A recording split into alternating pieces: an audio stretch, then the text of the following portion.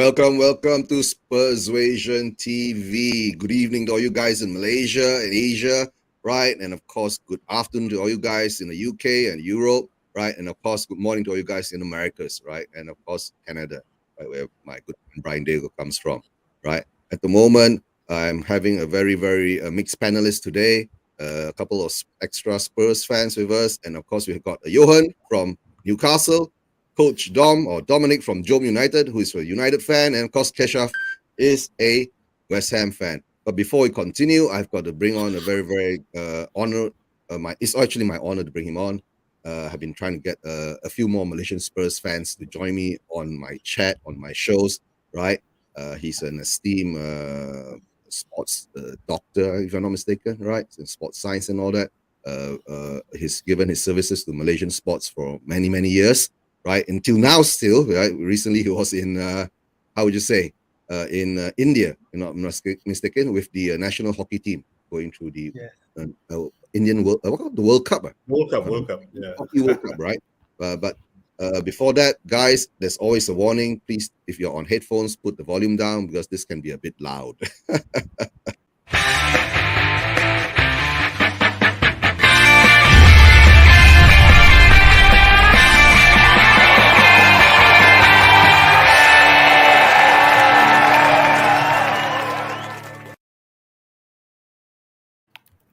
Welcome, Dr. Ramalan. Right, Hello. welcome. Right, welcome. Right, I'm sure you know Johan. I'm sure you know Dominic, and of course, this is Keshaf. He's a West Ham fan. He's always a very regular on the channel too. Right, right.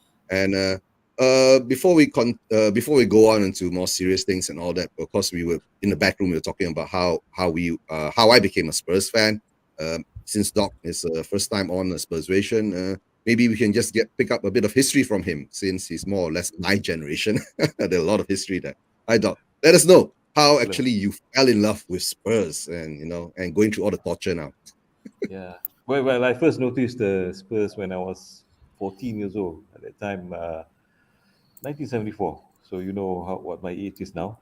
So I was there at the residential school, and all of us there's so many Liverpool fans, Manchester United fans, the smattering of West Ham fans, and so on and so forth. I had no particular liking at that point, but I started noticing that. And when I watched the matches, I liked the style of play.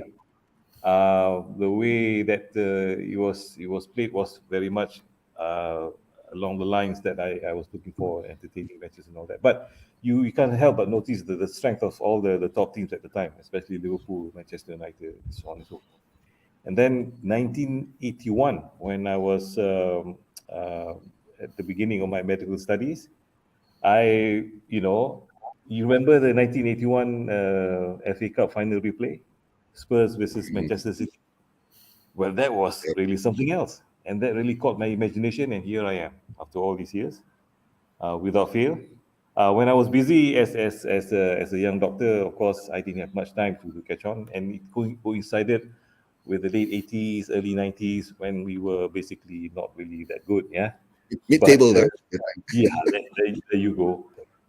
Things come in circles. But then eventually, 2014, I was way before Martinho, and then Redknapp. I started to regain my interest somewhat, but definitely Pochettino brought the whole thing back up again, because I thought, wow, this is something else. Well, we didn't actually win all the time, yes, but that's the nature of the game. So there you go. So now here we are, after Pochettino was sacked and all that. I felt a certain look. At the end of the day, you are either a real fan or supporter, or you're just a bandwagon jumper. Okay, so I have to part of our life is to remain loyal to a certain thing, come rain or shine. True. That's so true, right? That's a good part of our history, right, with Spurs, right? And of course, for me and Doc, in our generation of watching Spurs, being from where they are until where they're now, there's a lot of divide being going on. I'm sure Doc also knows about it on social media and all that. But like I said, in the end of the day, we're all just fans of a football club. We love our club, and of course, everyone is entitled to their opinion, and it doesn't have to turn bad and all that. But before I continue, I just like to say a big up to Scott M. Right, he's from Canada. Right, big up, big up. Good morning. Right, Scott M. And of course, big up to Chris Agamba. He's from the UK. Right, big up to you guys for joining on the show. Right. Because today I'm not opening up the show, more or less. I'm having a full Malaysian panelist, which I've been trying to get for a long time, and hopefully after this show, Doc will still join me for more shows later, right? And we can continue this trend. Okay, let's get back to the football, right? Because today we've got a Manchester United fan, a Newcastle fan, and a West Ham fan, right, Doc? And why don't we? I think at the moment, why don't we look at Spurs first, since this is a Spurs channel, before we move on to the other clubs. For one thing, we know that we lost badly against Leicester. I'm sure later I'll get some neutral opinions from the rest of the guys, right? Uh, at the moment now, our injury list has gone from okay to really bad, because before the during the Manchester United game, Manchester City game, right? We were more or less, oh, we're so happy we're getting our full squad back, right? Most of our players are coming back. Richarlison coming back. Bentancur is here. Decky's around, right? And just within one game turnaround, right? We have lost Isuma, we've lost Loris, we have lost Bentancur. Who else we've lost? Skip. Skip. I tell you the truth, I don't understand about Skip lah. I'm sorry. Sessignon. Not Skip. We lost Sessignon. Sessignon is like injury prone all time, every season. He's out for 6 months. It's something. Sessignon is becoming on Lamela somehow or another. And especially Doc, you are basically, that's your specialty, right? Sports Yes. science and injuries and all that, right? And first of all, I need to talk about at the moment now is actually Conte. Conte just baru operation gallbladder. He's back in action again. Is it advisable for him? No, he could have done with a bit more rest, right? Yeah. And when you're by the side of the field, you really have to be 120% on, right? So if you look at his the way his body language at the time on the sideline, he was half in pain and half tolerating all the stress that was coming to him, because it wasn't ideal actually. He could have done with another match off the field and then resting nicely. We can talk about the other injuries as well, because I've got some firm thoughts and opinions about injury management, because I'm a sports physician. Okay, I'm in sports medicine, and I treat and rehabilitate sports injuries. So whatever injuries that they were undergoing, of course, we don't have the details, but we can talk about the ballpark situations and what sort of expectations we can in terms of the timelines of recovery and return to play later on. Okay. Mhm. Yeah, there's one thing I want to stress on is, of course, Bisuma. Bisuma has got ankle fracture, and they were saying because it's due to more or less the rigorous training that is being imposed on him, and maybe he's not used to it. Can that actually cause that kind of stress on the ankle? Yes, it can, because a stress fracture is not a fracture that has happened over the past 2 or 3 weeks. It would have at least been there for the past 6 months. I would suspect, simply Six because months. yes, because for this thing to happen, that sort of, I suspect, this is my opinion, is it might explain the trouble he's had with reproducing The form. the form and the sort of play that he had been exhibiting with Brighton, and suddenly when he comes to us, suddenly he's not quite the sort of player that we thought we just acquired. So there might be the beginnings of a stress fracture. Stress fracture is not something that is an obvious fracture, right? You might not see the break, but there's a breakdown in some part of the bone that can only be detected in the first instance by some nuclear medical medicine imaging, all right? And Mm, you might have to spot that in the first place. You can follow up with other things, for example, like CT scan and all that. You can see the sclerosis, the thickening of the bone, at the area where the stress fracture, because the stress fracture is something that the bone is breaking up and healing at the same time. You see, Ah, but it's most often something that happens over time due to repetitive overload. You know, an overload that happens again and again without having a full recovery. So he might have played with the bad ankle without realizing.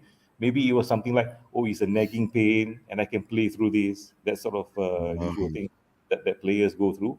I can play through this. I can play through this. That's why you should never ignore any pain that starts to affect your performance in any way. If it starts, it starts by saying for you to notice that the pain is there, and then you become distracted. And when you play at certain junctures, before you make a certain action, the pain starts to rear up, you know, and then suddenly you are distracted and you cannot play or make a proper pass or receive a ball properly, that sort of thing. So these are the sort of things that athletes, high performance athletes, will suffer. All right, and it's part and parcel. Is a occupational hazard. I'm afraid.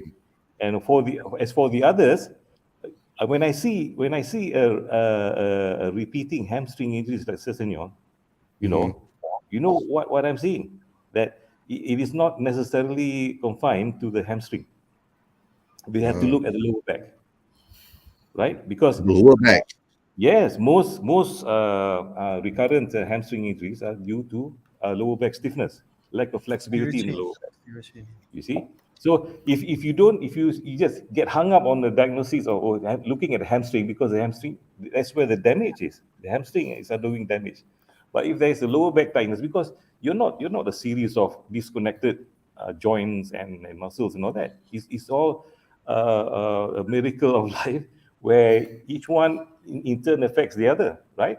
What happens in front of your body, at the back of your body, will be affected as well, because you have the That's true. agonist where you do the action, and the antagonist the other side. All right. So all these muscles, they work in tandem or in opposition to each other. So they really have to look at and see why this injury, this hamstring injury, is becoming recurrent, and it is something that needs to be looked at. It's really troublesome. This troublesome. But of course, once we come to about Benton Cole, his actually his injury was caused by performance. I mean, playing on the pitch Yeah. and actually tearing Yeah. his ACL and all that. That one cannot say anything lah. That is What, nasib lah kan. What to what do? to do Uh, in war? That's what you are subject to, battle isn't in it? battle. Yeah, it's better. So there you go. So Yeah. it is better, as far as I'm concerned, right?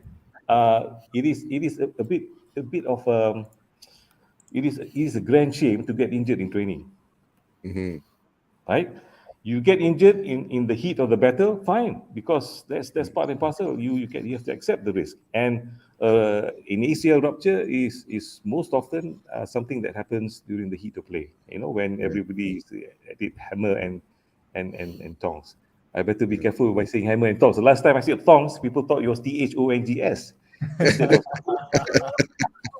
Yeah. But oh, then now I come to that. Now I start thinking maybe Decky is not at 100% recovery because his form has dropped tremendously after he came back from his injury, after the World Cup. Is there a problem? Maybe he's still carrying and then, we don't have enough players and we're just playing the players that we have to play? how many matches has he played since he came back? Two, three. Since the World Cup, Uh, I think he's been played, I think in two or three, and he's missed out one or two, right? Right. did he And play in big the up. World Cup? I think Sweden wasn't in the World Cup, no? No, no, Sweden. Sweden wasn't in the World Cup. He Only had a but good rest during the World Cup. yes. See, But yeah. it's just I just by just well I'm just eyeballing it. I might be wrong, but Mm. he seems to have lost a bit of muscle mass. I look at him like Yeah, maybe he's slimmed ah down he, a bit. he's slimmed down a bit. Mm. Sometimes if you lose muscle mass or you lose weight too much too soon, you may suffer a bit of fatigue.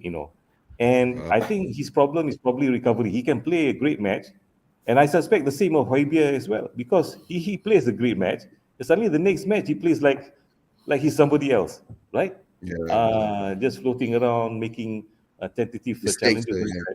Yeah, So, so that's why what you're saying because you are very in tune to this, right? Maybe why Spurs now at the moment. That's what maybe Conte keeps saying, right? Our squad depth is not deep enough. We don't have the players to play two or three games a week. because their recovery period cannot catch up to the games that we need to play at the performance he demands. That's now why we are flip-flopping like that. Now maybe I understand much better. And of Okay, course, but go ahead. when you insist on playing the same players every week, that's bound to happen. Yeah, that's true too. Yeah, like we've been playing Kane and Son for the past 7 years non-stop, kind. That's the thing. That's the thing. Yeah, that's so sad. That's so sad, right? Gotcha. But I think sometimes there's some question in the chats now, right? Mr. K, big up. Thanks for joining us, right? Spurs uses their top players like donkeys, so we can't simply rely on the second player. No depth. It's an illusion that we're depth squad. That's true. And of course, at the moment now, even with Lloris is injured, right? And the weird part with Lloris is that he got injured. We didn't know he was injured, right? And after the Man City game, was that injury during the game or what?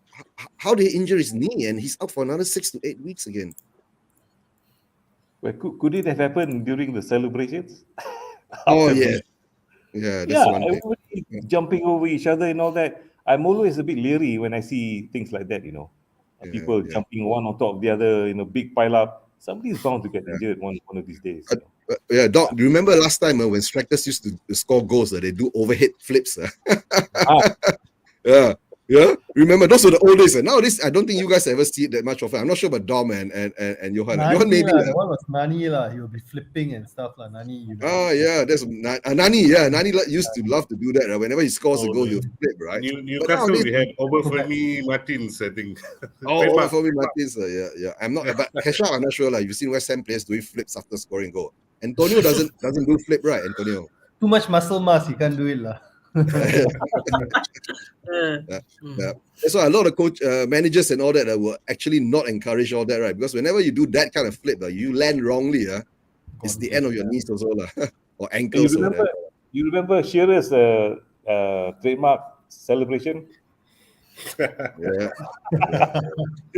was the best one. Simple and safe. On to the next one.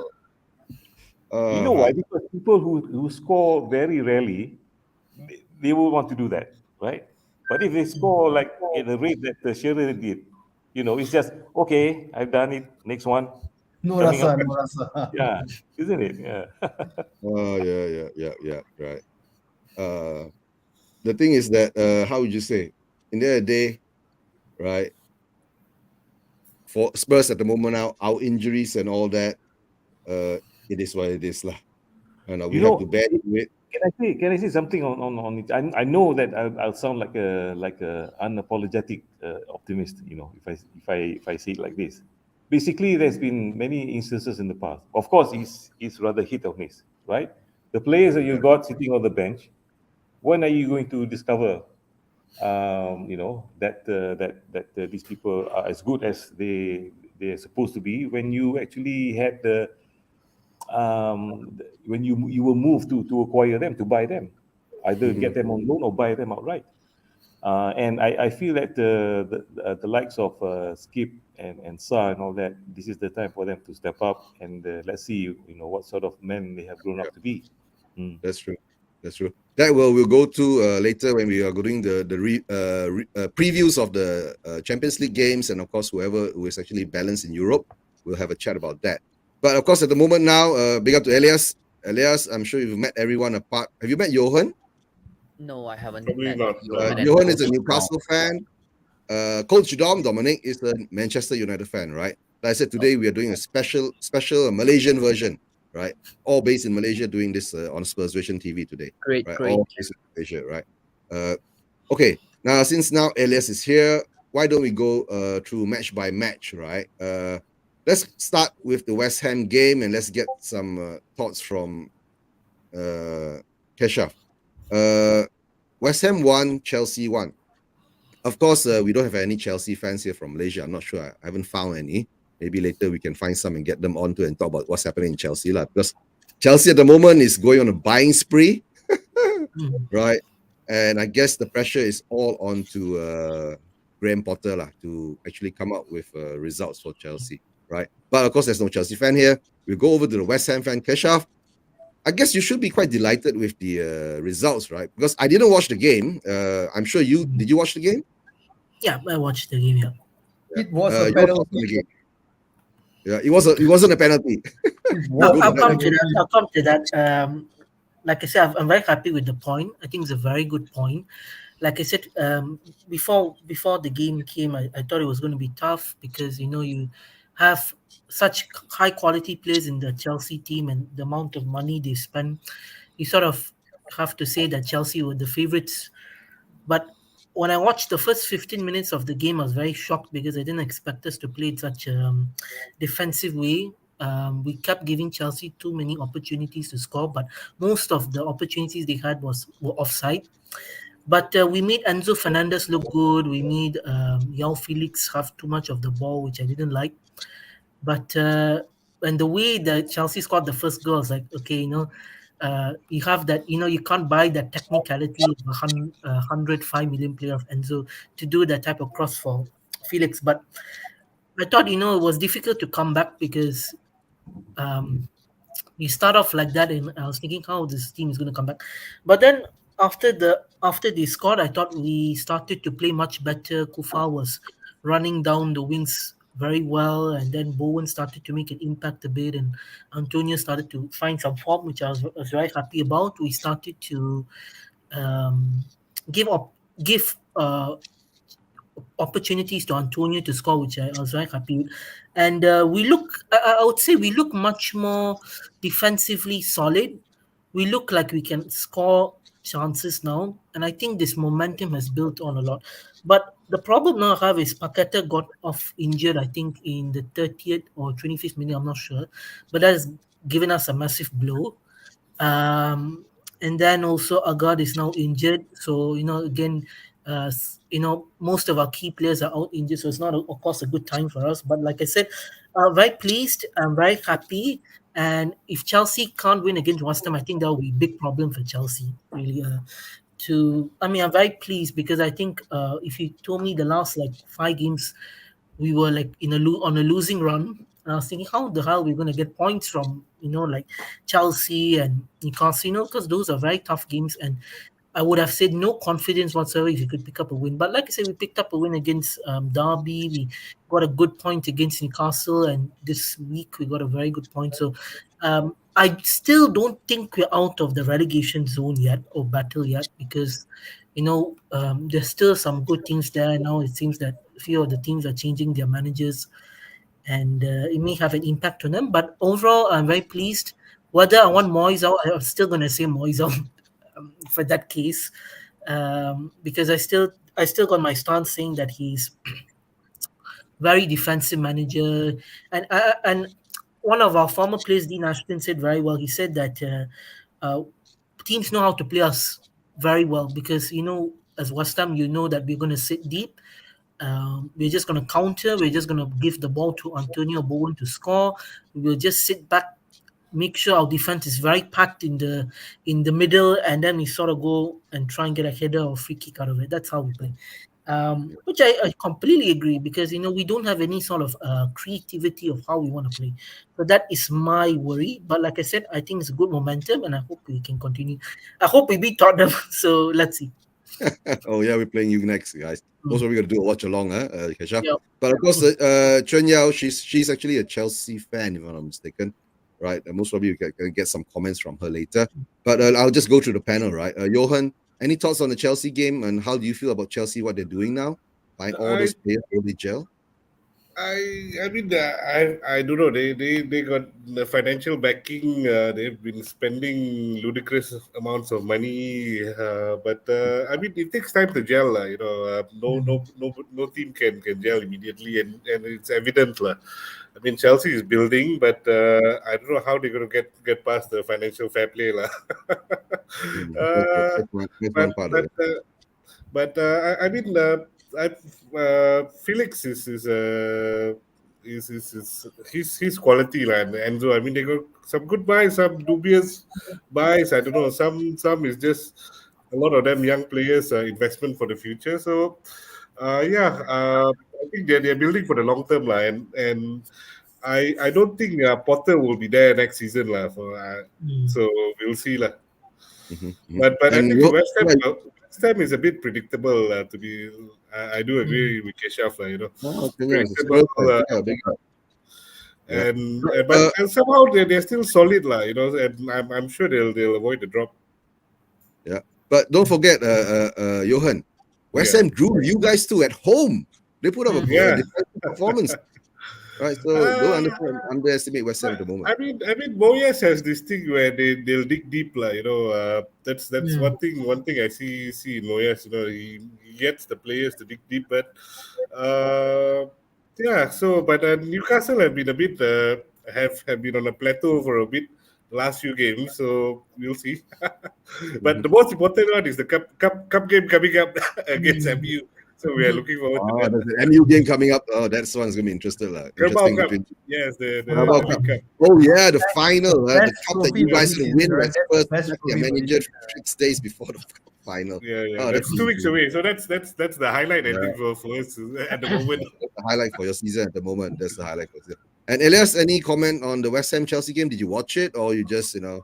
No, I didn't watch it. No. These days, just the Spurs shambles are not allowing me any time to watch any other games. To be honest. It's a shambles, right? And Dom, any comment on the West Ham Chelsea game? Yeah, actually, I watched the game. I mean, a bit of it here and there, lah. Actually, the reason watching it is because we want to see Chelsea fail, lah. To be honest, I mean, with the amount of money that they are spending, I'm sure that all of us here we are pretty much jealous with their their owners being so supportive to the club and whatnot. It's like this guy just go on Twitter and just pick up whatever names that is trending, and then he'll just buy the players, lah. But the thing is, right, with the amount of players that they bought, right, why not go for a proper striker? That is one of the things that baffles me. If they would have gotten a proper striker, right, definitely I think, right, that game against West Ham they would have buried it, easily. They would have buried it. So yeah, but then it's right now it's like the whole world against Chelsea. Right now we just want to see them flop and fail and whatnot and laugh at them.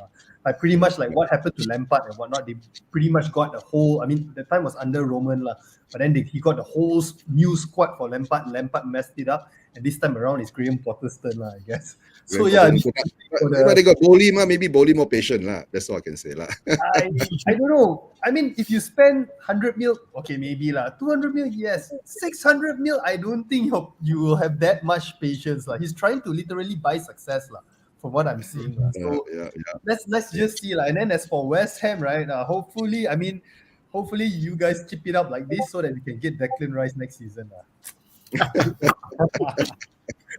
But he's not signing contract, so yeah. I don't know how many contracts he did. Probably like 4 or 5, and he's rejected all. I think it's about time he actually step up. I mean, no offense or whatever. He should step up to another. I mean, a bigger team and whatnot. What do you think? I agree with that. Yeah, but maybe he needs to. Whether he want to back to Chelsea is another thing, Chelsea is loaded already in the midfield. They don't need him anymore. United needs him. United needs him more. Appreciated more. The next question comes, right? You were talking about strikers. Most probably this summer coming, right? It's going to be between a tussle for Mr. Harry Kane between MU and Chelsea, That's what I see, if he leaves, And of course, Doc. No way going to Chelsea. And any comments on the West Ham Chelsea game? I didn't watch the match, but I like the result. Yeah, we all. It was a handball. It was a handball. Yeah. So, but the thing is, I know, but the result is something that somehow the sight of having Chelsea and Liverpool somewhere closer to mid-table than the top of the table is a novelty that I hope doesn't wear off. No, it's like you scroll live score, you can't see those teams, right? Where is it?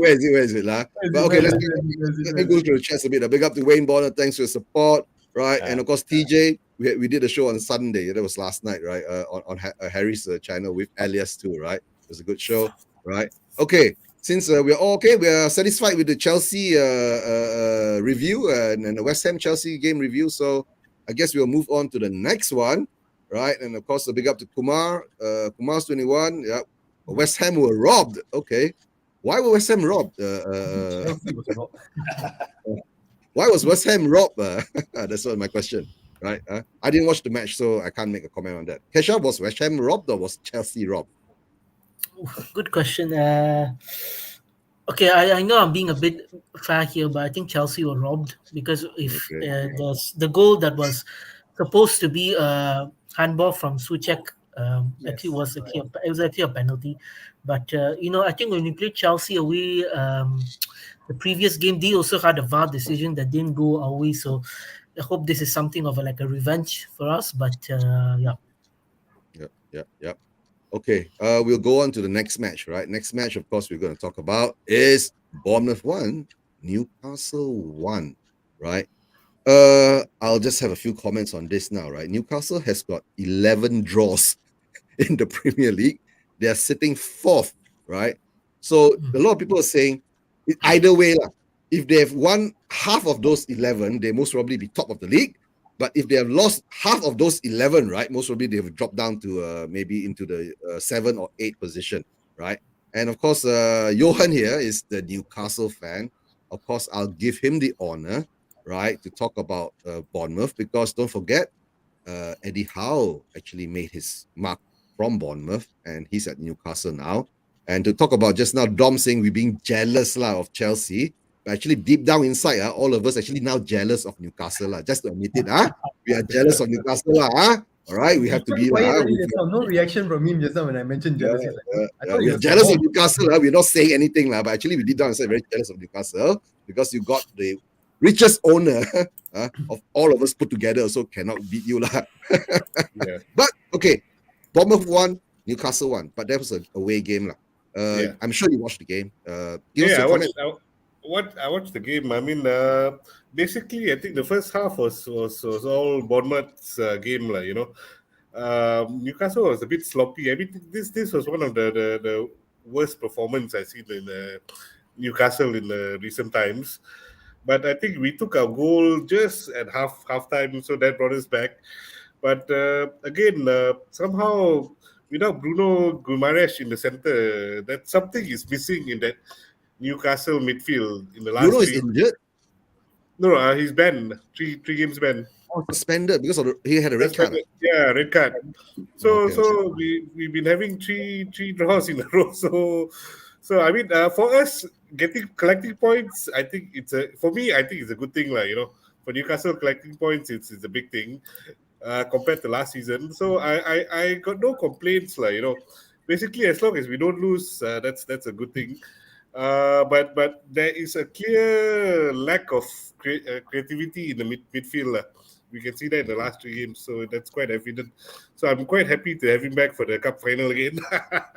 But I think when it comes to our strikers, this one Callum Wilson didn't play, so it was Isak and then Almiron, a bit of an off spell, but he scored. So yeah, I mean.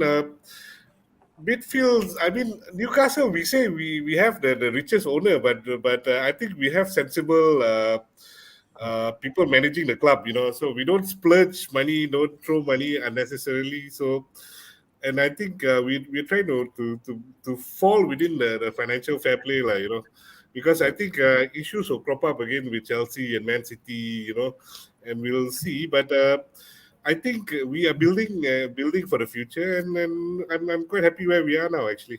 But the football has improved tremendously, but the last 2 games are a bit stale, to be fair. That's true. Right. I'll go to Doc on this, right? Doc, Newcastle, are you jealous? No. I'm not given to jealousy, but I'm quite envious, right? Because not only do they have money, they know how to spend it. Yes. That's the thing. That's where Chelsea. They have a plan. Yeah, they have a plan. Yeah. But So, did you watch the game? I don't think you did watch the game. No. But I just at this moment I'm just looking at the results of the others. My mind is too full of the things that's happening in Spurs. I can't really. Once in a while, if Arsenal loses, then I watch something. Arsenal loses, of course. Then you all got to watch how they lose, right? We won't even go there. There's no Arsenal fan. And I should have actually brought him Mani. He's an Arsenal fan, but he's from India. But I must say my admiration for the way they have improved in their play. It's well organized. So there seems to be a certain spine of people that adheres to a certain style. And when somebody is out, and then somebody else can come in. But this spate of draws where you have 11 draws, sometimes it's better to lose 1 or 2, rather than have all those draws. You win and get some wins. You lose 2 or 3, it's okay. But if you draw 11, it's going to cost you. That's true. That's I true. mean, where we were last season compared to now, I think it's okay lah. I mean, it's That's a big true. leap Lah. anyways for them. That one you don't compare. Lah. Last season, come on. I think now you already passed your relegation points zone already. You're not Yes, worried. yes. Last But season, you were to still be somewhere fair, fighting. we have the best defense in the league. We have the best Oh defense in yeah, the the league. tightest defense in the league at the moment. They do have, right? Yeah. Not like Spurs. Yeah, yeah. We But have the before, most clean sheets and the least goals conceded. So that's a big up. yeah, that's the big Yeah, up. I mean, you have Nick Pope, then you got Kieran Yeah, that's the Trippier, sad Fabian thing. Schär. Is a good Yeah. defense. For £10 million, we should have gotten Nick Pope, not Nick Pope going to Newcastle. But before we continue, I just have to say a big up to the guys in the chats. Harry, big up. Thanks for being on. Rob Belcher, big up. Right. Of course, a lot of things as being a Spurs fan, right? Because Kumar says respect to Newcastle too. I'll get to Dom. Newcastle, Bournemouth. Of course, we don't even talk about Bournemouth, right? But some another Bournemouth have been a bit weird this season, right? We were what 2-0 down against them, and then we come back and win 3-2, or was it? Those were up and down scores and all that, right? Dom, did you watch the game? Any comments on the Newcastle game? I didn't watch the game lah, but then I'm soaking up the Newcastle vibes and also the Chelsea vibes lah, because next season we'll be doing this as well. United will be doing this as well. New owners coming in, all right. Richest owner for now lah, all right. Look out.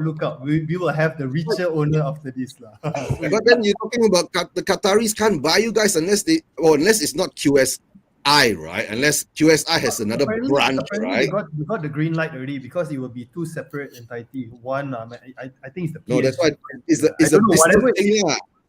whatever It's a business it is, thing, yeah. as long as it's not Blazers, I think we'll be fine. We'll be fine. Okay lah. Then you two will have to fight that out lah, huh? Also looking forward to the game on the 26th lah. 26th, it will be a fantastic Oh game. yeah. That'll be a game. The best trophy for this season is not the Champions League. Okay, Premier League maybe, but not the Champions League. It's the Carabao Cup. All right? We wanted the Carabao Cup. Yeah. Okay, Elias. Bournemouth, Newcastle. Comments? Good for us. Anyways, a draw. And I think Newcastle is gonna pose a bit of a challenge in the latter half. I mean, now they're struggling because they don't have Bruno Guimaraes, and then I just heard that Miggy Almiron is also injured. I think he has a wrist injury. I don't know how wrist injury is affecting him in his game, but I mean, it's an injury anyway. So,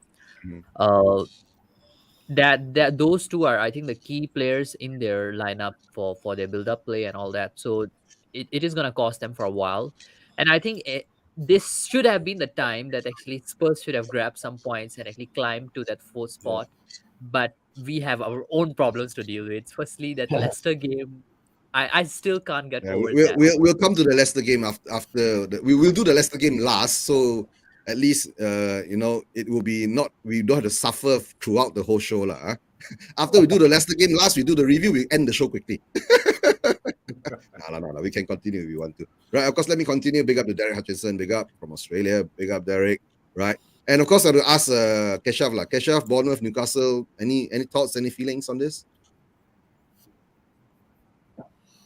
I only saw the highlights of the game, but I think Newcastle are, how do I say, they're in a, not to say, I think they're probably in a sticky patch in terms of trying to score goals, because they don't have their main midfielder Bruno Guimaraes, so that can sort of be a challenge for them. But like I said, Newcastle, every team has their sort of dip in form. I think Newcastle are having their dip in form right now. But I think they get back up. I think they have a lot of things they should look forward to, like the cup game against United. And their fans should be very proud. And like I said, Newcastle were actually, to be honest, avoiding relegation last season. So for them to be in this position is quite impressive. But I think also you have to be really impressed at how Eddie Howe has done in terms of the transfers made, and the way they've made the signings. They signed Bruno, they've signed what's his name, Isak, for I think 60 million. So they've got signings. So I think they need to gel, and I think if they can like I said, they're gonna pose a threat. I think they're. I think if you ask me, West Ham now, I think we're probably behind Newcastle in terms of spending and all that. But like I said, they're gonna pose a threat to the top 6 or 7. So they maybe in 5 years' time they probably might start to maybe get. I don't think they're gonna. I know there's a likelihood they may get Champions League or what, but I think if they want to be like progressive, I think probably Europa League or Conference League might work out for much more longer term plan. A step at a time, lah. Don't over rush it too much, overspend and all that. But what Johan, of course, says, like, at the moment, Newcastle is not going to go overboard like what Chelsea is doing. They are more or less not trying to get themselves in trouble with the FFP rules and all that. But of course, being under Mike Ashley for so many years, right, they've actually saved up a lot of spending space lah, throughout the FFP lah. Like Spurs also, we can actually spend up to 440 million, but then we don't do that most of the time. And the players we buy are not the players that actually fits into what we are doing. But before we move on from the Newcastle game, right? Of course, a question from TJ here, right? Question to the Newcastle fan, Johan. Yeah. Are you guys worried about your form at the moment? I don't think so, because as long as we are collecting points, I'm quite happy. If we don't lose, it's a big thing. I think honestly, I think we were lucky to actually get away with a point that day away from home. So I mean, we're not on scintillating form scoring, but I think we are proud of the defense lah. They've been keeping us in the game. Our keeper has made some tremendous saves, match-winning saves here and there. So I think we're quite okay lah. It's just making sure that we score more goals, and I think we should be fine. Defensively, we look a bit solid at the moment. Okay, I mean, just keep the momentum on lah. Just don't lose so many games. Because guys, you only just lost one game the whole season. That's a remarkable record. Okay, right? 16 games unbeaten. Yeah, and then you're drawn 11 times like this. So that is the blotch which Doc was saying. Like, sometimes you would rather have a few losses and a few wins, right? To level out and to bring the points up, because you win, you get 3 points, and then if you draw, but I think keeping win. I mean, being unbeaten. I think that is the mentality we want, that's true. I think I would rather have that than win lose every other game. Yeah. Last season we went through that. Okay, now let's get to one of the big games, right, in history, right? I mean, Doc, during our time, this actually used to be a big game, right? Leeds against Manchester. Manchester. Yeah. This used to be actually a big game, right? But of course, after Leeds being in lower divisions for so many years, and now they're back, right? Leeds against MU. I'll go to Dom first. I actually watched this game, surprisingly, right? I did watch this game. I'll give you my comment. The only thing is, it's very simple. If Leeds had taken the chances against Manchester United, the score wouldn't be like that. But I think in the end of the day, Leeds pomcat lah. You know what I'm saying? They pam, tak dapat goal. Then turn around, MU they started about 75th minute or 80th minute. Bam, 2 goals masuk. Kau team lah. Finish. Game over. And I think that has took out the wind out of Leeds. But of course, that's my opinion. I watched the game. Leeds actually in the first half was quite dominant, right? In the first half of the second half, they were pressing and pushing, right? But somehow or another, they still couldn't get that goal. De Gea made a few nice saves, right? And just kept them in the game. And of course, in that day, somehow or another counter attack, and and I think Leeds lost their legs along the way in the last 10 minutes or 15 minutes. That's when United took advantage. And of course, everyone talking about Marcus Rashford lah now. Marcus Rashford lah later. But of course, Martial wasn't even on the pitch, right, Dom? Yeah, I need to talk about this later. I'll PM him. I need to ask what's wrong with Martial. It's like he's like the world's most the player with the most injury, like different injuries, not even reoccurring injuries, so maybe I'll talk to Doc later or something. Yeah, later we have a discussion about what's happening Martial later in the back room. Separate episode. Of course, Dom, very good win for you guys, right? You were second for a while before the MCT played Aston Villa, right? Second for a while. Your thoughts on the game? I'm sure you watched it, and how were your feelings on this? Okay, I think pretty much, right, that game, right, was Eric Ten Hag flexing his muscles, right? Antonio Conte sit down, all right? Eddie Howe sit down. I play Harry Maguire at the centre back. I win with a clean sheet. Mic drop. That is Eric Ten Hag for you, lah. Right? Okay, on a serious note, like you mentioned that Leeds was actually attacking in the first half. I think it was due to a lot of defensive error caused by Harry Maguire. As much as he's a United player and whatnot, he was the clear cut the problem. I'm surprised that he actually lasted for 90 minutes now. Okay, but then again, you can actually see the quality once a proper centre back comes in the form of Lisandro Martinez. Look at how he actually played then. Okay, so there are United fans saying that the way that we set up that day was actually to nullify, Leeds pressing. But again, Leeds did not press this time around compared to the first, the reverse fixture at Old Trafford. So they're saying that they want to slow down, to give some time for the United players to rest a bit. Because pretty much we've been playing every 3 days, we've been playing one game. So fatigue is definitely setting in. You can actually see that in players like Bruno Fernandes. Once he fatigues, right, he starts fatigue.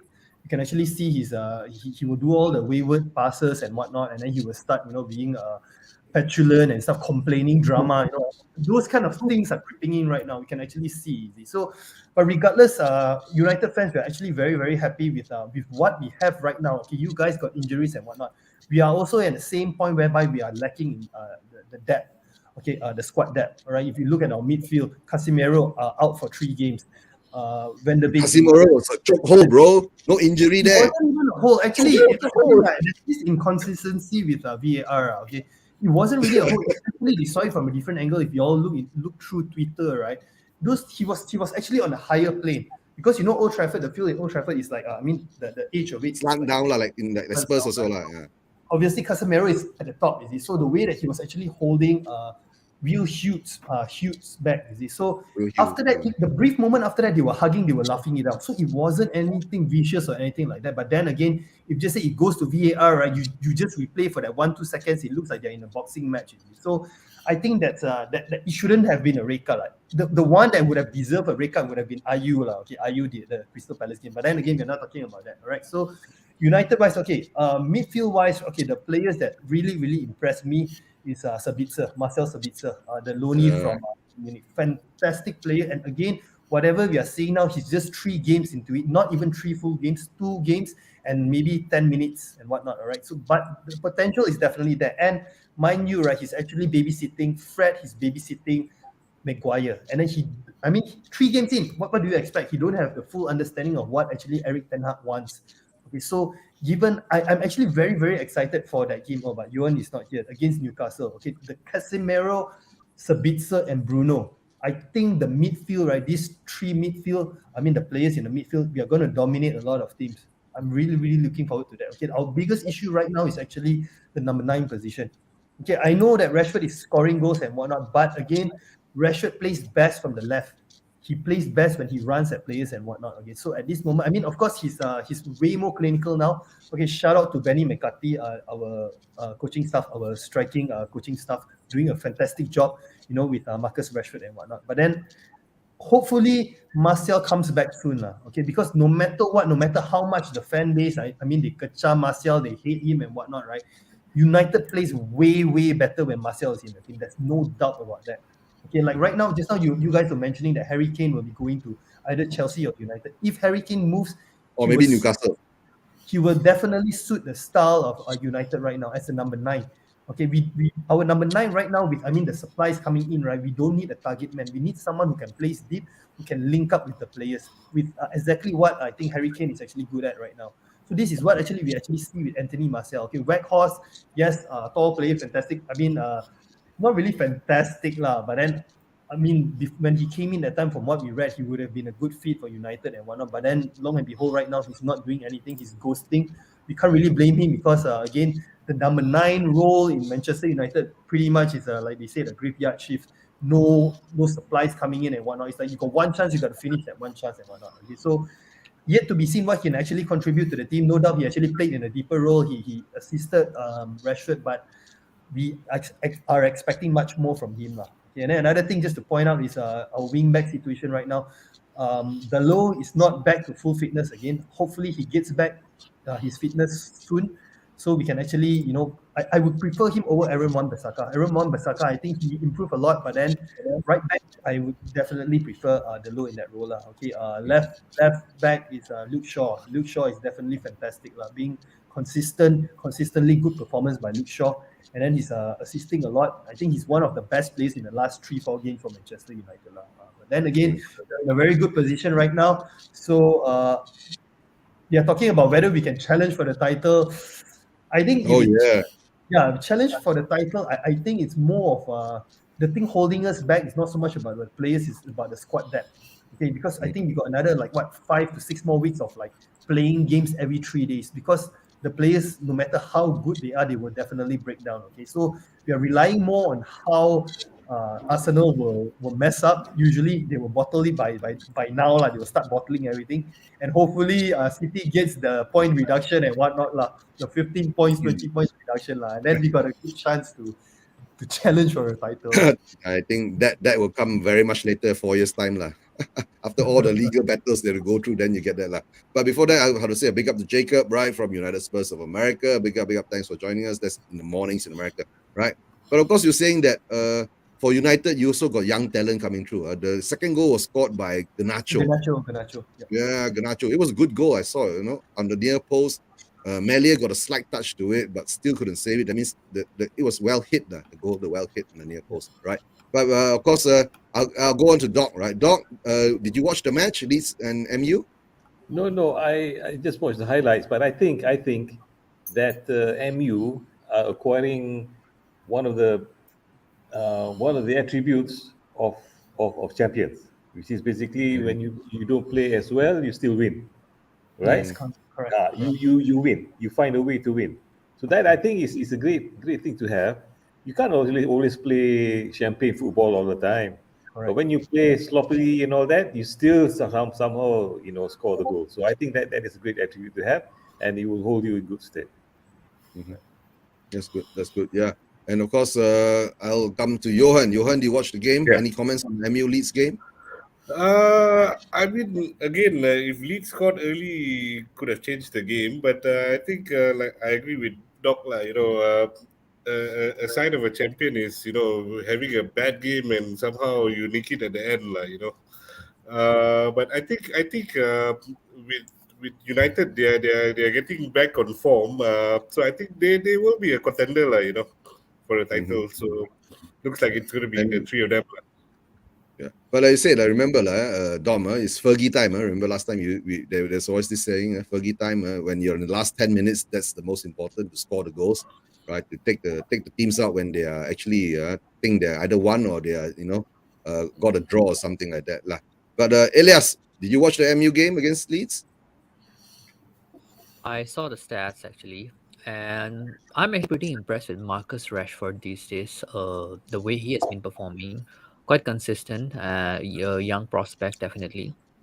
Um, and I think one problem with Menu has been recently their injuries in the midfields. I think Ericsson is injured, and then you got Casemiro suspended, and things like that. Again, despite the fact I think your midfield has a great depth, and that has been working out very well for you. And I kind of envy that at the moment with the shit that we are dealing with. I really envy that because our midfield is in problems right now, big time problems. So looking at that game, actually, I felt that despite the fact that actually most of your players were injured or suspended or whatever, Casemiro was not there, your star players were all not there, I think, in the midfield. And Van der Beek is not there, McTominay is not there, Anthony is not there as well. And still, you guys pulled it. So big up to you. Yeah. And to tell you the truth, right? Sabitzer, right? We were linked to him 2 years ago, and you get him. So I don't know what to say already. Fantastic player. We should have gotten him, right? Instead of bringing in Bissouma or maybe exchange him for Højbjerg or something like that. But Keshaf, did you watch the game or any comments on this game, Leeds and MU? Yep, I watched the game. It's a very good game actually. Two sides sort of pressing very well on the front foot. The first half, I thought Leeds were actually, how they say, a bit complacent in terms of the passing. And second half, I think they upped their game a lot because they even pressed at the right moments. They showed a bit of quality, but then when it came to the final chances they had, they couldn't convert it.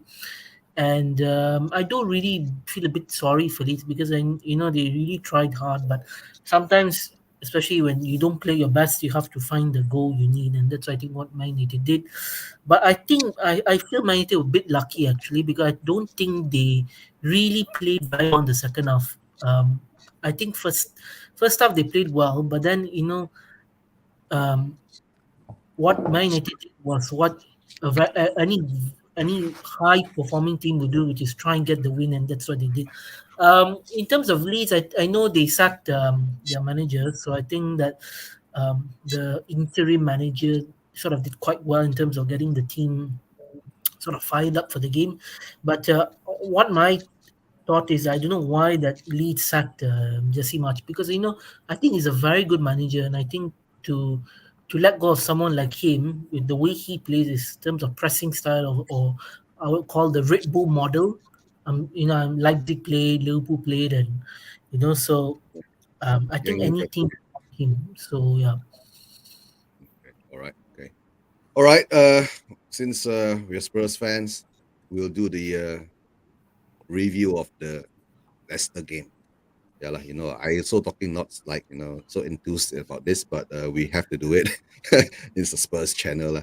That's why I put Elias on top now. We'll get the opinions of the Spurs fans on top first, then we'll come down to the bottom part with all the other uh, panelists. All right, Spurs losing 4-1 to Leicester away, right? And of course, we did talk about it earlier with Doc. Doc was saying maybe our players don't have that mental strength and physical strength to go on to perform consistently, because Doc is actually the expert in this, right? Of course, I'm very disappointed, but to tell the truth, not surprised.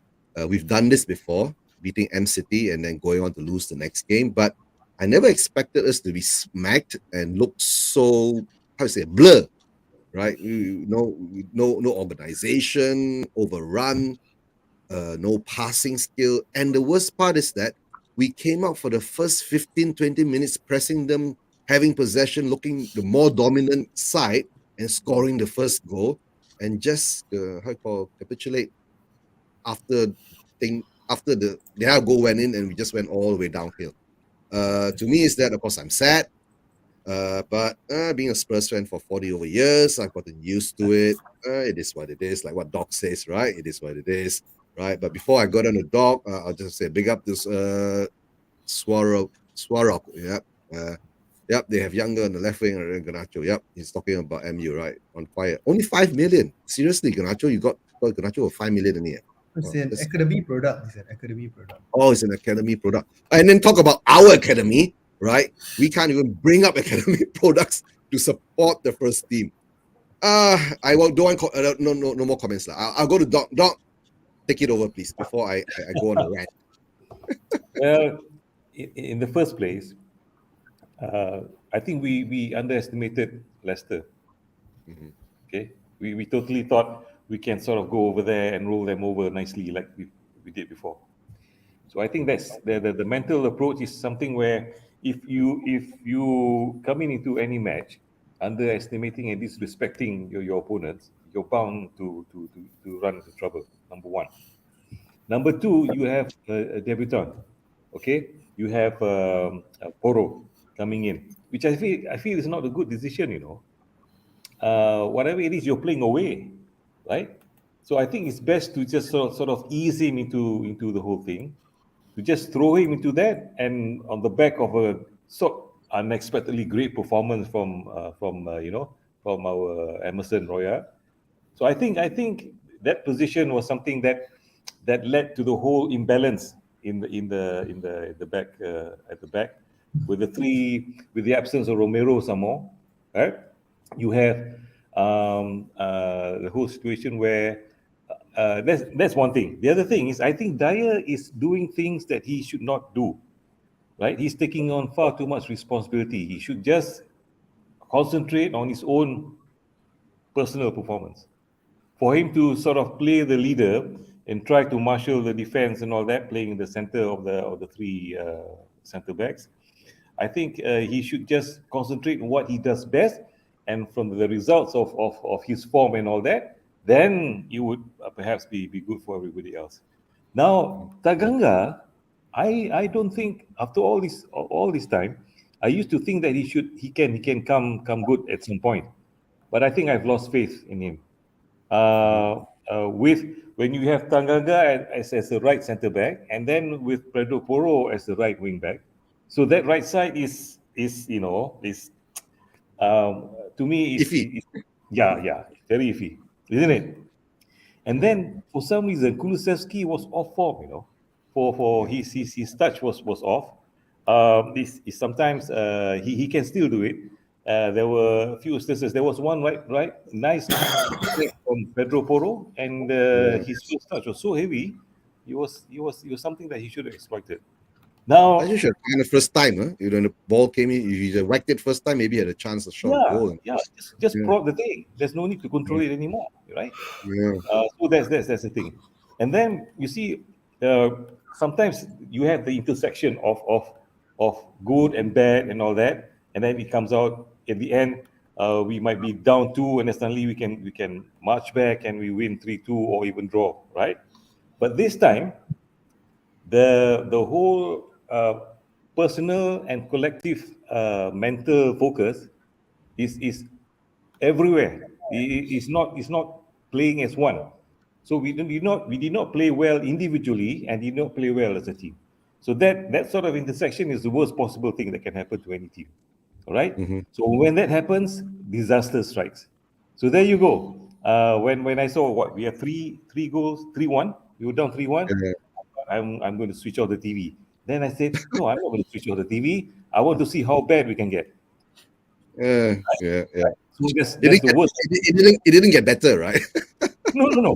You see, I'm an optimist, right? I'm hoping on the last 10 We years, have to be optimists, lah, Spurs fans, Correct. especially old Spurs fans. at the end of the day, that's why you support the team. Hoping, huh? Yeah. You thought, oh, Mora will come on. I was wondering why didn't they put Mora in first place?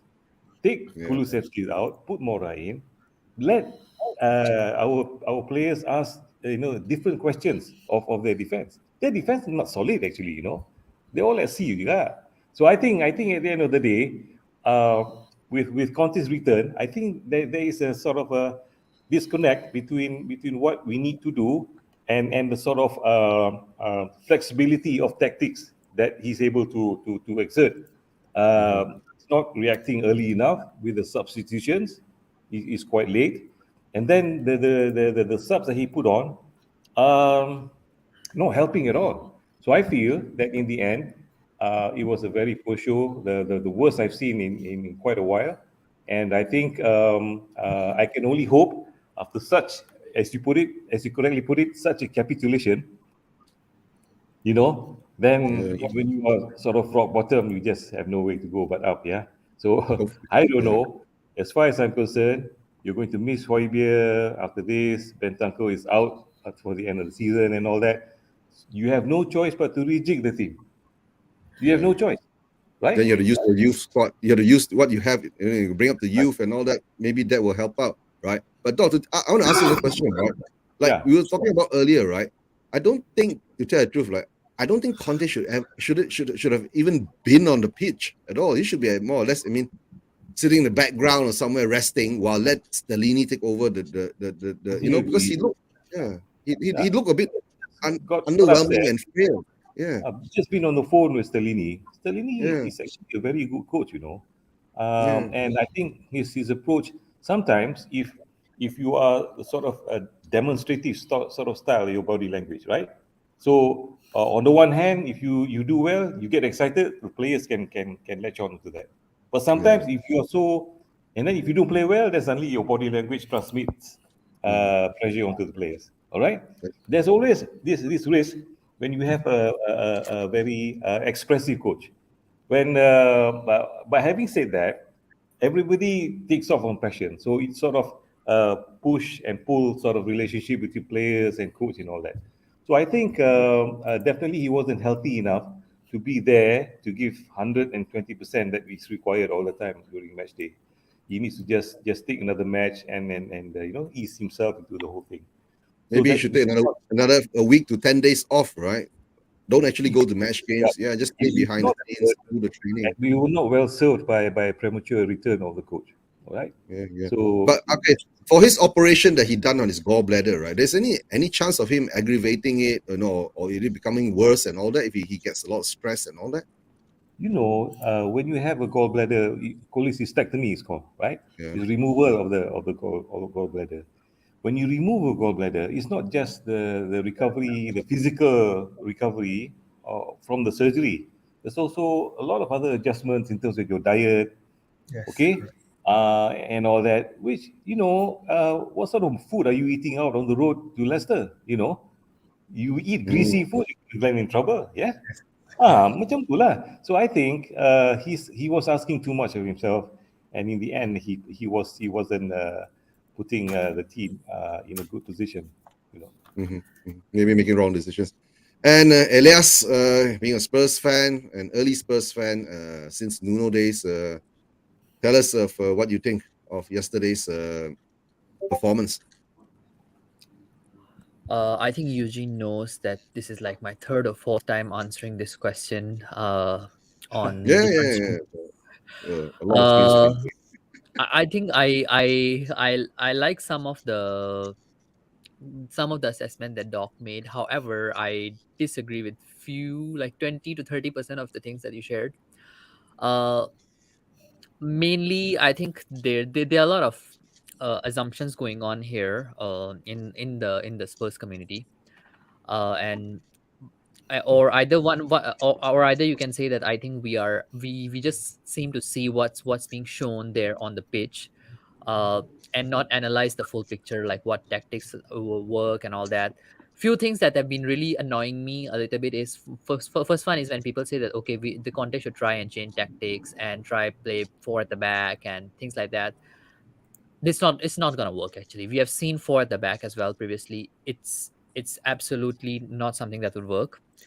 The other one is Pedro Porro. Pedro Porro choice. I think Pedro Porro choice was not a bad idea. I think he had a decent game given that he was playing first time. Although yes, I agree it was a away game and it's not easy, but I think he offered way more than what Royal offers on a regular basis. Although yes, Royal had a good game against City, but that's Royal. He usually just have like 1 in 3 games or 4 games he performed decently. That's all. I don't think that Royal should ever play again once you have Pedro Porro. I don't want to see him actually, to be honest. Uh, because why have we actually spent on Porro if you still want to rely on Royal for the Premier League games? If Royal plays in cup games, okay, I understand. Yes, but why do we rely on Royal now when we have Pedro Porro? When we have actually spent like 31 days going around and actually to finalize the deal, and still you want to play Royal? Like, why on earth? Like, it just doesn't make sense to me. Like, why would you play Royal? And then the other one was, I think, Tanganga's choice. I kind of predicted that yes, Conte would play Tanganga because uh, I think he has kind of lost faith in Sanchez due to some of his performances. And yes, Yeah, he but did. Elias, hold on for Dom. Thanks for being on. Would you just like to let everyone know where we can find you? Maybe we can get some subscriptions, some You can, other fans check from us out Spurs. on you can check us out on Jom United on YouTube and also on TikTok lah. We are experimenting some stuff on TikTok as well. Jom United. Yes, thanks for having me on. Nice to see No problem, you. right? You know. Right. Yeah, Yeah, we see get you in next touch time. and we will do a few more shows along the way. Right. Sure, Take care, sure. Dom. All right. Right. Bye bye. Bye, Dom. Bye bye. Bye, Dom. See you down. Right. Okay, sorry, Elias. Back to you. Yeah. So that was one. Like Pedro Porro, I think he deserved that place in there because he has been playing brilliantly in the other league as well, and I think he had a decent game. You can't blame him for the defensive liabilities of Royal, because sorry, for Tanganga, because as a wing back, your job is only 30% or maybe even not 25% in Conte's tactics, if you understand the system, to defend. The rest of that actually is for the back three. Yes, you do defend to a great extent, but only 25% of that is actually on you to defend. You do heavily rely on the defensive capabilities of the back three, and I think Pedro Porro had a decent game. But the thing is, if you look at the game, the back three were all the time out of shape. You can't blame Porro for any of their mistakes, like the ones that he made. He was actually trying his best, making runs behind the forwards and stuff like that. He was doing his a great job, to be honest. But again, Tanganga was bad, and the goals went in because of the liabilities of Dyer and Tanganga. I feel that Porro got the blame for it. because he had a decent game. He even made a good cross for the Kulusevski's goal. Sorry, that Kulusevski's assist, which could have gone in actually, but that didn't go in as well. It was an easy shot that actually Kulu should have hit, but again, that's where I think we lacked the quality in the final third as well. I was pretty pissed off by that one. Overall, I think he had a good game.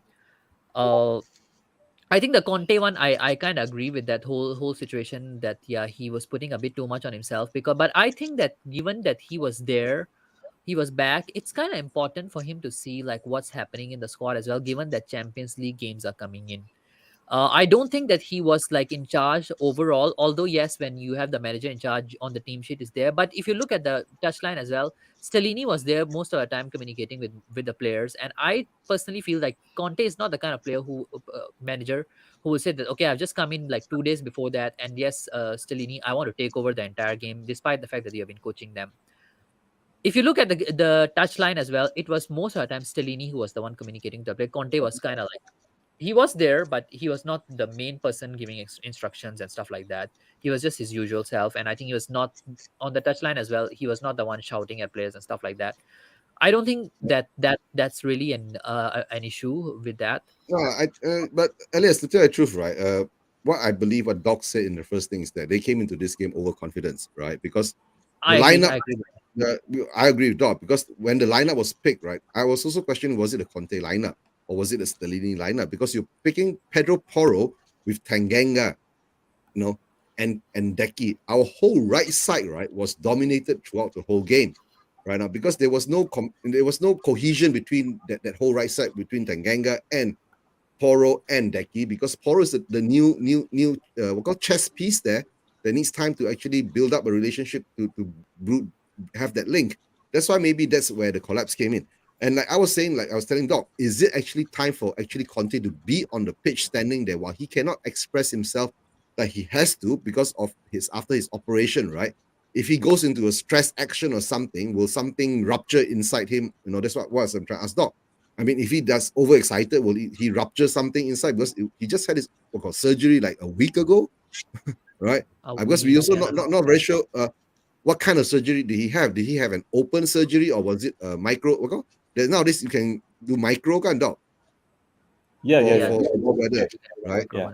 You can do Whether keyhole surgery. Micro keyhole surgery, or was it an open surgery? Because due to the reports coming out, it was quite conflicting. We are not sure what kind of surgery he has. But if he, I don't think it's an open surgery. If you Right. open surgery, No. Depends on the type of stones they found, right? Depends on the type of stones. If it's a big solid stone, then you have to do open. But if it's just like one of those stones that easily break up, it's like a bit of sand and all that, then you can perhaps snip it out. No. Let me just address some of the things. I do not wish to turn this to a debate, because at the end of the day, yeah. everybody expresses his opinion. But for you to disagree with what I say, then you are turning into this debate. Okay, so fine. Yeah. So at the end of the day, you must actually everybody has opinions. I respect opinions, but at the end of the day, you look at the Poro thing. It's not wrong to have Poro on, but when you have Tanganga there instead of Romero, that puts the whole thing into another perspective. Then you think, should I put Tanganga, or should I put Emerson Royal or Pedro Porro? Pedro Porro is definitely much better than Emerson Royal. Okay, but when you have somebody new like that, you need some stability. And I think at the end of the day, we have to say that whatever Emerson Royal is, he's not a bad defender. He's just a bad right wing back. All right, that we can argue. So when you pick, as soon as you pick somebody other than Romero there, right, then you have to go with Royal. Especially, you cannot deny that when somebody performs well, he deserves a chance to be there, at least as a starter. That's one. And then when Tanganga is there, and suddenly you have Pedro Porro there, why does it put Dyer as a, whatever you say about Dyer, but if you look at the role there, if you're in the center and you have two people on your right, not clicking together, never mind the relative qualities of each man. When they're not clicking together, they have not played, in battle together, then that puts added pressure on Dyer. And Dyer he decided to go off on the tangent, go in front and all that. So he did everything that he's not supposed to do. And when he's supposed to block the thing, make a tackle, he can't. Because if he makes a tackle and he misses it, who's going behind him, to make To cover. the second cover? So he doesn't know these two people. He hasn't played with them in anger. So that was all there is to it. And as Yeah. for Conte being To tell the truth, right? The first goal we Basically, conceded, right? I tell the truth, the first goal that we conceded, I actually blame Perisic. He was too far back to try to block the shot. He should have been at least 2 yards in front of Mendy before Mendy could kick, or maybe he, to tell the truth, too slow. That's the No, so problem. I wonder what is the style of defending nowadays, where you just go one knee, you show your backside, And then you bend over again. you show your backside, you put your hand behind you. Okay, if you put your hand behind you, you should be facing the ball like that because you don't want your hand to be in the way, right? So the way they and that is too far back. For you to do that, you have to get nearer. When you want to cut off at an angle, it's best when we go nearer. That's all. So yeah, But you're I right. think, like I say, like maybe there are too many individual mistakes that have been brought in, like, in the end of the day of all this, right? But it's a whole horror show. That was all there is yeah, to it it, is. It is. horror show. Rocky Yeah, so Horror I Show. think honestly, I agree with you there. Like the overconfidence part was the first thing that I said when somebody asked me that, okay, what happened went wrong? I think we didn't respect our opponents, and that's a big problem in the Spurs squad right now. We don't respect our opponents in a way that we always go into games overconfident when we are playing like teams like Leicester City, and especially when we have had a good game like Manchester City. You can stay in the shape, especially for your back three and your defenders. You can stay in shape for a game like players against when you're playing against Holland, Alvarez, Grealish, and players like them. You respect them because yeah, you know that if you don't stay in your shape, you are actually gonna get baffled, and you are actually gonna you are actually gonna get outrun. But when you play against Leicester, their forward line is just ordinary. I personally feel like Vardy, even if he was there, firstly, I didn't even notice whether he was there or not for the most of the game. But even if he was, like, he was not even that good. James Madison, okay, he was good. Iheanacho is not a great player as well. Why can't we stay in shape against these kind of players? You can actually do that, but it's just that you lack discipline because you were overconfident. And that's what costed us in the end. I completely agree with you there. That's true. That's true. But okay, let's get some neutral perspective on the Spurs and Leicester game. I'll get on to Johan first. Johan, did you watch the game or you just like That was just Spurs just having a bad day. I have to admit. Leicester, I mean, they've been having a bad patch as well, but for Spurs to get hit by 4, I got no comment. Lah. But really, they were just out of sorts that day. Lah. So I think it could be just a moment blip, but hopefully not. Lah, because somehow I still got a soft spot for Spurs over Arsenal. So we'll see. Good man. Yeah. I remember my uncles were like trying to convert me. Hey, join the Spurs, but like no lah. But Oh, you got I mean, uncles who are Spurs fans. I mean, you must get them on yeah, one of these days. yeah. They're not into computers and all that lah. But Old school, old school. so yeah. I mean, just a bad day at the office lah, I guess. But the keeper was shocking lah. Oh yeah, Just- we haven't gone to the keeper yet. When any team has a bad patch, Yeah. all they need to do is play Spurs, right? It's called Doctor Spurs, and will heal every pain, that you have. Yeah, Dr. Space will see you. Yeah, that's No, that's why but- that's why later we go to the Champions League games lah. Yeah. Dr. Tottenham is going to see AC Milan. Yeah, but this game, I mean, Leicester look very good, lah. But I don't think Leicester was that good, but they made them look good, lah. But also, we were on a show last night with Elias and a Leicester fan, right? The Leicester fan told us this. During the summer transfer window, we know Leicester is owned by King Power, a Thai company. King Power is a duty-free based company. When they come by COVID, they lost a lot of income. They couldn't buy players during the summer. But of course, they sold a few players, like Fofana, to Chelsea, if I'm not mistaken. Then after that, they sold Anthony Gordon to Newcastle, right?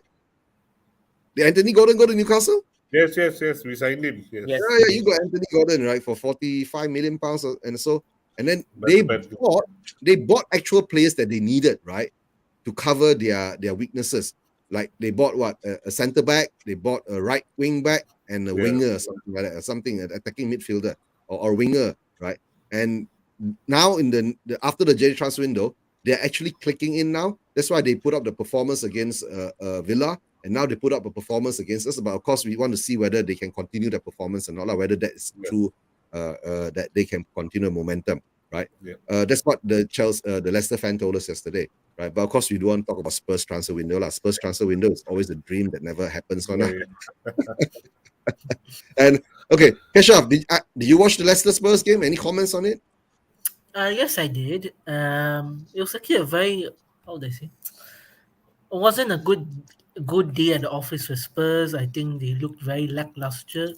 But also, I think I'd like to say that Foster was very poor when especially as his goalkeeping position, and some of the way that like Iheanacho scored the goal, it to me it looked like an easy goal to save, or because of the position that Foster was in, he could have saved it. But to be honest, I think Spurs are not this. I think they're in a bad patch right now. I think if you look at the defense, I don't know, is Romero injured? Romero got suspended. No, he because of his, was red suspended, card. but he'll be back now. Yeah. He'll be back now. He'll be Oh, back. he'll be Yeah. back. Okay, I see. So Let's maybe hopefully. they might. Oh, don't worry. Romero is going to be facing you during the West Ham game. Yeah, he will. And we will have Romero. As long as he doesn't get injured. As long as he doesn't get injured. Oh, don't say that. His front foot defending style is both a blessing, and a burden. Yeah. You know why? When he's on song, he's the man to have, right? But when it's mistimed a bit, either he gets a card or he injures himself. That's true. That's true. That's the way he goes, the aggressiveness that goes in and all that, the tackles he makes, right? To tell the truth, when he, during the M City game, the first smack he gave Haaland, it was like a signature. Hantam one times, Haaland is like, shaking already. Right? And he was in the Manchester City's half, isn't it? Yeah. It was in our half, but higher up. Yeah. It was in our half, but higher up. And it was actually not warranted for, because I think Haaland was towards goal. He was receiving the ball back towards goal, right? The ball got to him, and then the ball left him. Then Romero masuk saja lah. Just saying hello, my friend, I'm here. Hello, my friend.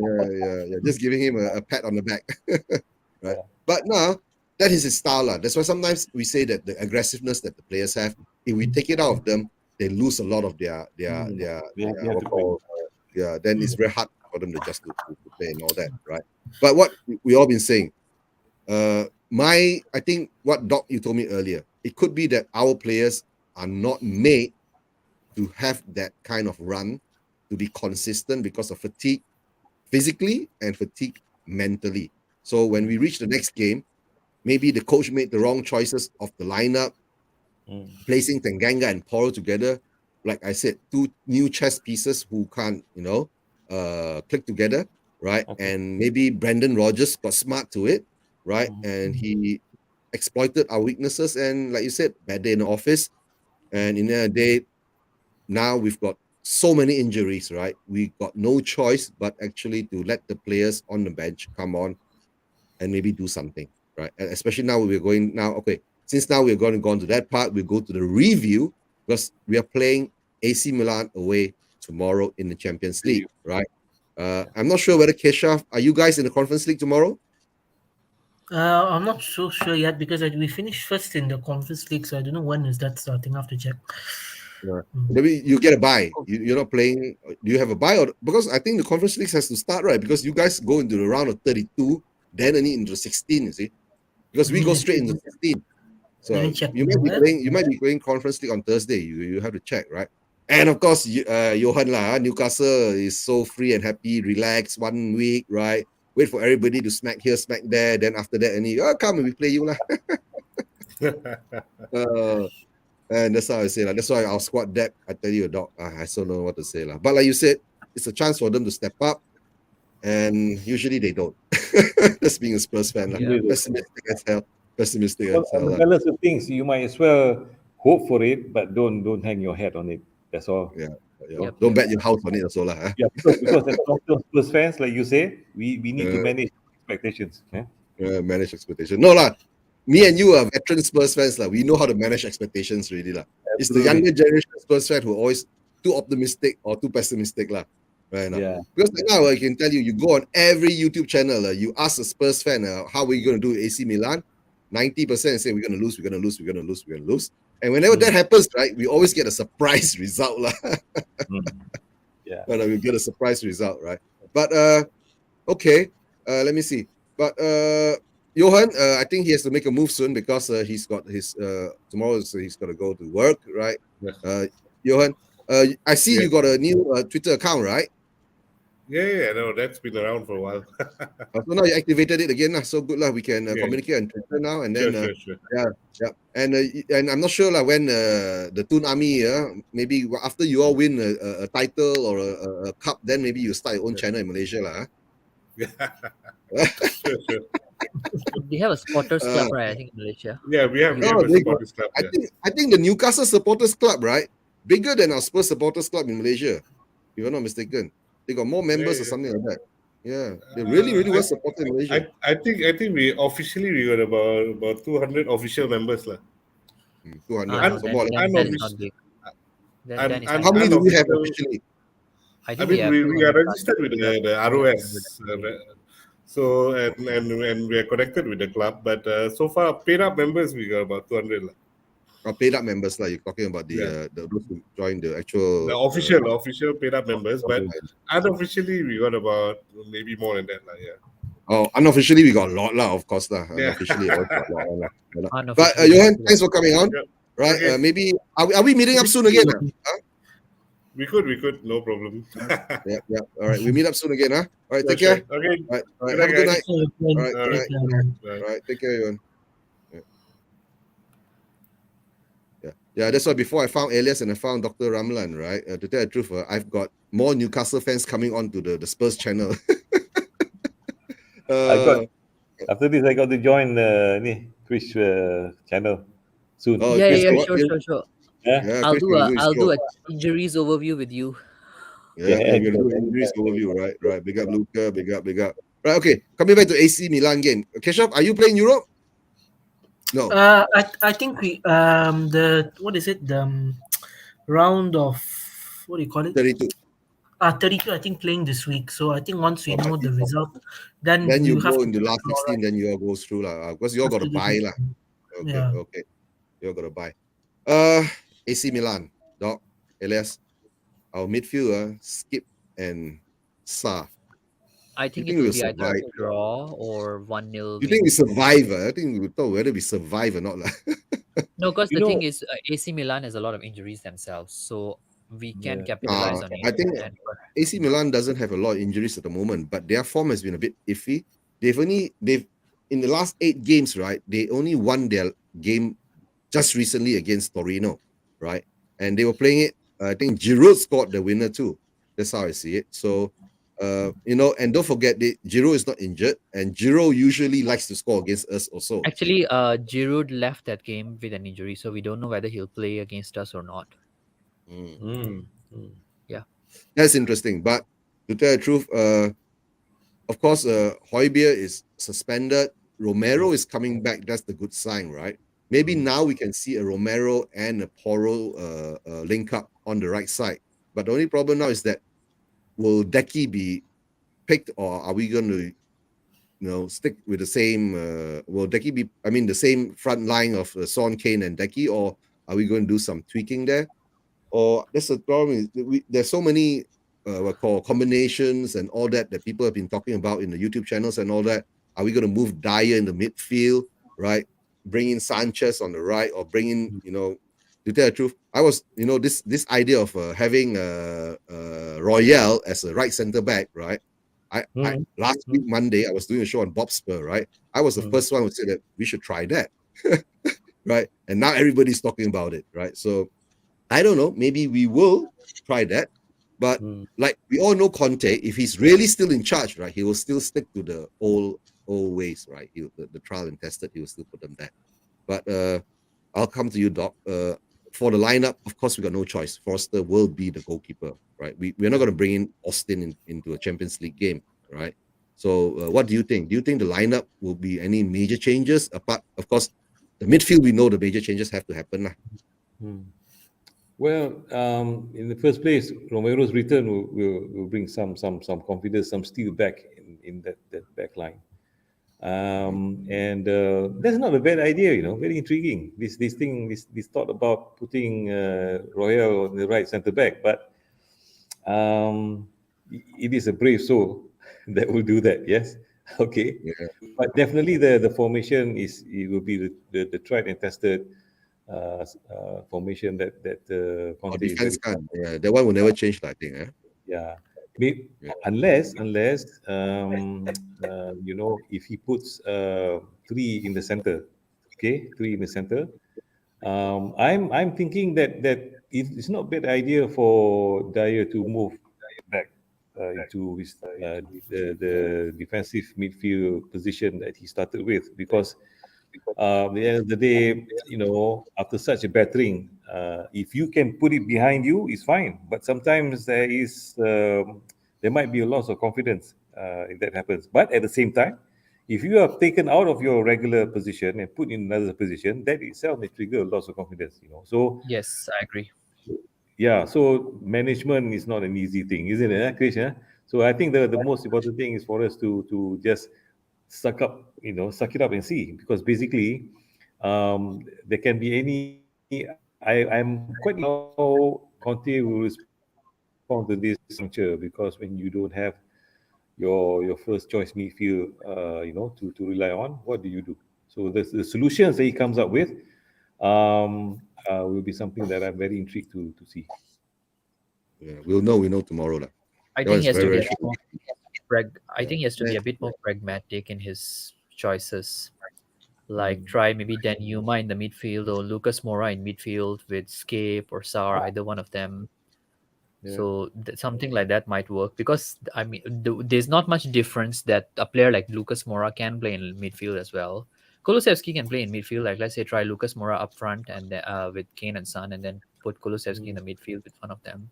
Guys, what do you think if you put Kane in midfield, right, and then move in maybe Richie and what call Dan Yuma and Son as the front three? So yeah.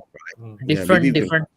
Different form of player, bro. Because if he Yeah, plays in midfield as a 3-5-2, it might work. But if a 3-4-3, it would be a problem. yeah, that's the 3-4-3. We still need the wing backs and all that. But to tell the truth, in the end of the day, as I see it, right, we know Conte lah. If he's actually in, for me, I'd rather Conte stays in London, or maybe he goes back to Milan and stay with his family, right, and not even go to the match. Take a good rest, lah. Go get some home cooked food. Your wife look after you. Let your daughter pamper you a bit. Heal up properly, mentally, physically, right, and get his diet correct. Then come back stronger. But at the moment, we know Conte, stubborn as hell. We all keep saying Conte is stubborn. He won't change his formation. Do you think he will change his stance of not being in the match, right? And especially it's a Champions League game. But coming to the fact now that the formations, the choice of players and all that, we are actually bare tin. Most probably, we might have to bring a few academy players. Some of them are underage. The under the 23 years old registered for the Champions League. They might have to be sitting on a bench, right? Which we will know he will never use them, or he might have to use them if something happens, right? And like I said, having Foster there, maybe we need to give him another game and see maybe he can perform better, right? And of course, missing Loris, we have been slating off Loris for all this time. And what happened yesterday, or everybody was saying, yeah, put Foster in and look what happened. And it did happen. Maybe we'll go there and park the bus, right? 5-3-2 or 5-4-1, and try to lock up the game and eke out a 0-0 draw or something like that and bring it back. Because we're playing the next game in March, so it gives us some time to recover, let the coach recover, and all that to go into the next Champions League game, right? So, and Keshaf, have you got any thoughts on this Champions League games that Spurs is going to play? It's gonna be a tough game, and I know that AC Milan haven't got a best run of form. I think for the past few games they lost to Sassuolo, I think 5-2, and they also lost to Lazio 4-0. So they've had a tough couple of games actually. So it's not going to be easy for both sides, but I feel that AC Milan may try and nick it, or might be a draw. I don't know. Probably that might be the scoreline. Spurs may have to try and change things differently. Maybe tactically do a tweaking of the system, or I'm not sure, but probably that. But I think they have to be wary of Liao, who's a very good striker. Also, sales makers and Giroud, and yeah, they're very good players. So I think you cannot like underestimate these players, because we know that they have the capabilities to play well. And yeah. Yeah, I Give agree. us problems. Yeah, that's true. That's true. Elias, any thoughts? No, I think that's pretty much it, because a lot of things about this Champions League games are unpredictable given the recent circumstances. So, in fact, I would have refused to even predict the score line, but I'll go for a 1-0 at best, or a 0-0 draw, because Milan is as bad as us. They have their own circumstances going on too, and I think we can capitalize on it. Hopefully, we can capitalize on it too, right? And also, to tell the truth, also Milan lost their first choice goalkeeper, so Yep. they've got a second choice goalkeeper in which I think the ratings for him is not that good either. Right? Not so that's how we see it. But being Spurs fan, like what Doc and we've been veteran Spurs fan, being not over optimistic and not over pessimistic. We'll just sit and see and what happened.